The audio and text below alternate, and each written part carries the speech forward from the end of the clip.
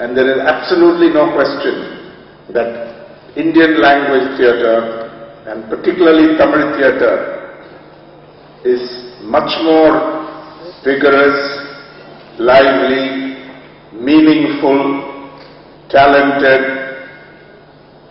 and socially relevant than English theatre, which is often sterile, imitative, and in fact I asked my friend Joe, I told him, don't mention all the things you told me here. And he said yes, but his own twist.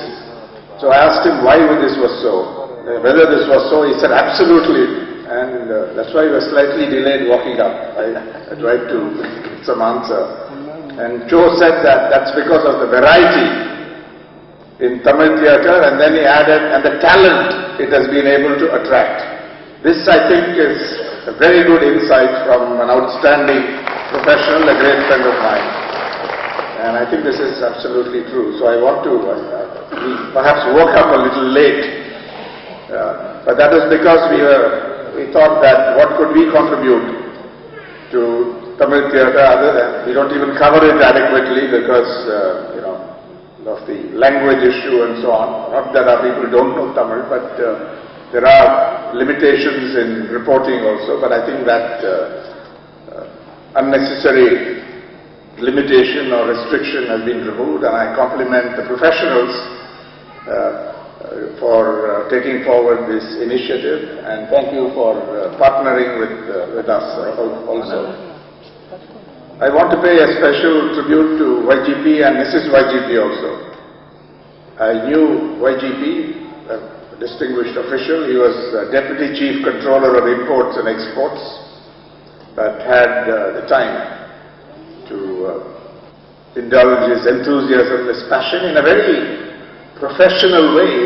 Whether he was a professional or amateur is immaterial, but the idea is any good literature has to be sincere. You can judge literature from its sincerity, and you can judge similarly theatre, or indeed a newspaper's voice, from its sincerity, whether it sounds authentic and sincere.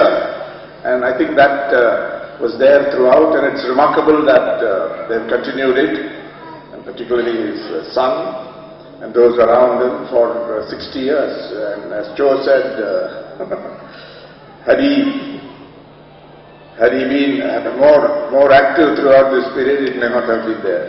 That's what he said. I take him at his word. But it's remarkable. As for Mrs. YGP, I don't know how many of you know that she, apart from all the things she has done, she was a prolific contributor to the Hindu and to sport and pastime in those days. And recently, even she was surprised by the number of articles, feature articles, interviews that she contributed over the years. And my cousin, Director Ramesh Rangarajan, asked me, and at his initiative we were able to turn up literally hundreds of articles, so that it was so big that no publisher would be able to publish it in one volume. And we recently had the pleasure of handing it over to her, or to YGM, who I think has passed it on to her, and they are now grappling with the problem of how to present it, whether it should be selective or whatever. And we'll be happy to be, of course, supported in some significant way. So, I think well of the newspaper profession, but there is one profession that is better than journalism, and that is education or teaching. And when Mrs. YGP defected from the newspaper world to a better place, I think she was missed in journalism, but she clearly made a very good choice, and the Padma Seshadri School, a group of schools, has done outstanding work over many years, starting in a very small way, and I wish it the best. Facing any challenge that may arise, it's going to do extremely well. They're playing a very valuable role in society, and they will continue to do very well. Coming to the program today, I've learned many things talking to Joe and some of the others about theatre. I also read this article in Friday Review, Pride and Passion, which is quite insightful, by Malati Rangarajan on September 21, starting with this excellent picture which was supplied, you can guess by who, by ARS. It dates to 64. It was taken, this picture was taken in the house of the present Chief Minister of Tamil Nadu. She's sitting right there in the center, YGP there, Mrs. YGP, I can recognize them. Ms. Jayalalitha's mother, Sandhya, was sitting to her left in the picture. And ARS here, very young and handsome. As he is now. And remarkable picture, 1964. His debut, he had, I think he supplied this picture to the group, and that's how it got into the Hindu with courtesy. So he's here, YGM is here as well, studying the pre-university in Loyola. The year I left Loyola College after my BA. So this picture tells quite a story. I pestered Cho to give me some more insight, some more information. And I remember that the great writer R.K. Narayan, whose biography Susan Ram and I wrote several years ago, he used to joke with us that enna patti enna vana ezhudunga na contradict panna da idu panna mudiyum, otherwise everything is true.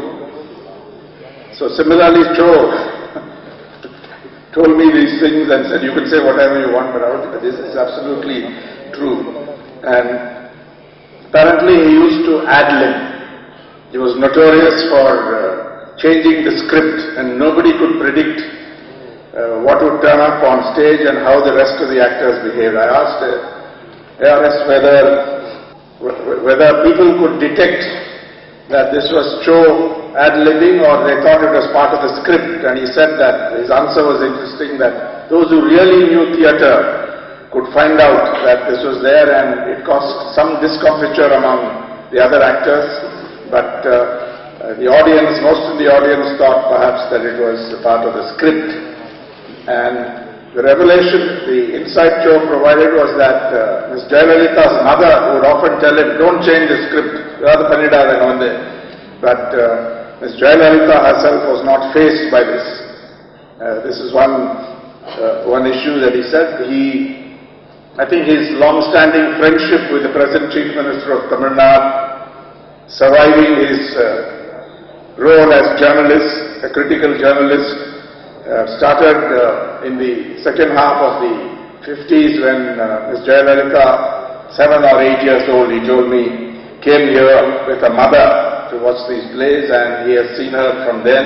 It's been quite a remarkable friendship.